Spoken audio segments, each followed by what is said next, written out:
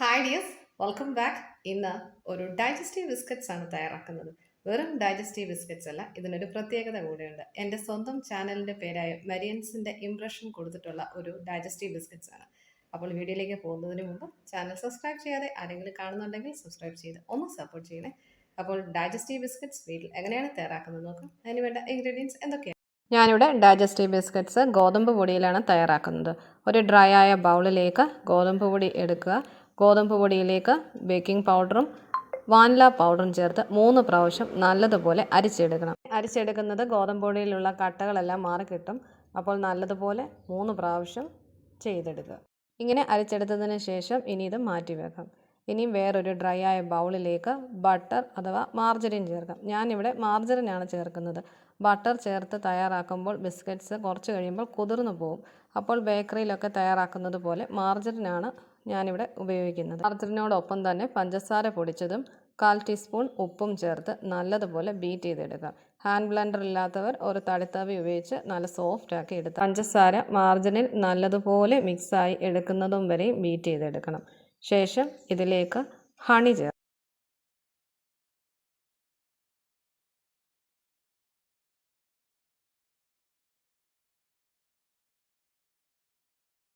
ചേർത്തിരിക്കുന്ന അളവുകളെല്ലാം ഞാൻ കറക്റ്റായിട്ട് ഡിസ്ക്രിപ്ഷൻ ബോക്സിൽ കൊടുത്തിരിക്കാം. അത് ഒന്ന് ശ്രദ്ധിക്കണേ.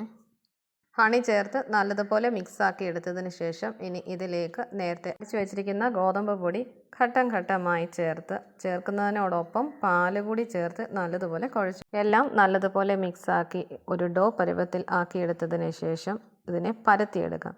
ബിസ്ക്കറ്റിൻ്റെ റൗണ്ട് ആകൃതിയിലാണ് ഞാനിവിടെ കട്ട് ചെയ്തെടുത്തത്. ഗോതമ്പ് പൊടിയിൽ തയ്യാറാക്കിയത് കൊണ്ട് തന്നെ ഇത് റോൾ ചെയ്തെടുക്കാൻ ശകലം പാടാണ്. മൈദ പോലെ അത്ര എളുപ്പമല്ല. ഒരു ഫെദർ ടച്ചിൽ ഇത് റോൾ ചെയ്തെടുക്കാവുള്ളൂ, അല്ലെങ്കിൽ ഇതിൽ ക്രാക്ക് വീഴും. അതുകൊണ്ട് ശ്രദ്ധിച്ച് റോൾ ചെയ്ത് ഇതുപോലെ കട്ട് ചെയ്തെടുക്കാവുന്നതാണ്.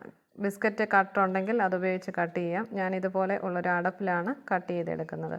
ശേഷം ഇതിൽ നമ്മുടെ പേരടങ്ങുന്ന ഒരു ഇംപ്രഷൻ നമുക്ക് കൊടുക്കാം. ഇതുപോലെ ഇത് മേടിക്കാൻ കിട്ടും. ഇതൊരു ആൽഫബറ്റ്സ് ആണ്. ഈ ആൽഫബറ്റ്സ് നമ്മുടെ പേരിൻ്റെ ആൽഫബറ്റ്സ് വെച്ച് ഒരു ഇംപ്രഷൻ ഇതിൽ കൊടുക്കാവുന്നതാണ്. ഞാനിവിടെ എൻ്റെ ചാനലിൻ്റെ പേരായ മരിയൻസിൻ്റെ ഇംപ്രഷനാണ് ഞാനിവിടെ കൊടുക്കുന്നത്. ഇങ്ങനെ ഇംപ്രഷൻ കൊടുത്തതിന് ശേഷം ഒരു ടൂത്ത് പിക്കോ അല്ലെങ്കിൽ ഒരു സ്ക്യൂറോ കൊണ്ട് ഇതിൻ്റെ ഒരു ഹോൾസ് ഇട്ട് കൊടുക്കാം. ചെറിയതായിട്ടൊരു കുത്തു കൊടുത്താൽ മതി. ബാക്കിയുള്ളതും നമുക്ക് ചെയ്തെടുക്കാം. ശേഷം 180 ഡിഗ്രിയിൽ പ്രീഹീറ്റഡ് ആയിട്ടുള്ള അവനിൽ 170 ഡിഗ്രിയിൽ 15 മിനിറ്റ്സ് ബേക്ക് ചെയ്തെടുക്കാവുന്നതാണ്. ഇങ്ങനെ ആൽഫബറ്റ്സിൻ്റെ ഇംപ്രഷൻ സെറ്റ് മേടിക്കുകയാണെങ്കിൽ വീട്ടിൽ തന്നെ ബിസ്ക്കറ്റ്സ് ഒക്കെ നമ്മുടെ സ്വന്തം പേരിൽ ചെയ്തെടുക്കാൻ സാധിക്കും. അപ്പോൾ അത് കാണുമ്പോൾ നമുക്കൊരു സന്തോഷവും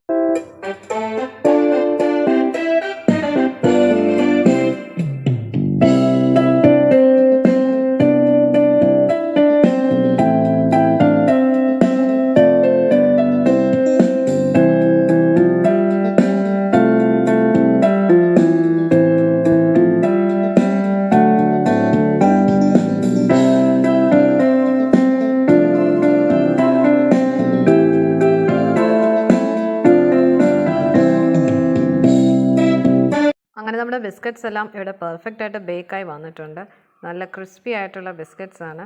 അപ്പോൾ നമ്മൾ ഇന്ന് തയ്യാറാക്കിയ ഡൈജസ്റ്റീവ് ബിസ്ക്കറ്റ്സ് എല്ലാവരും ഒന്ന് ട്രൈ ചെയ്ത് നോക്കുക. നല്ല സിമ്പിൾ ആൻഡ് ഈസി റെസിപ്പിയാണ്. അപ്പോൾ ഇന്ന് തയ്യാറാക്കിയ ഡൈജസ്റ്റീവ് ബിസ്ക്കറ്റിൻ്റെ റെസിപ്പി വീഡിയോ ഇഷ്ടമായാൽ ലൈക്ക് ചെയ്യുക, ഷെയർ ചെയ്യുക, സബ്സ്ക്രൈബ് ചെയ്യുക. ഒപ്പം ഇതൊന്ന് ട്രൈയും കൂടി ചെയ്യുക. Thank you for watching.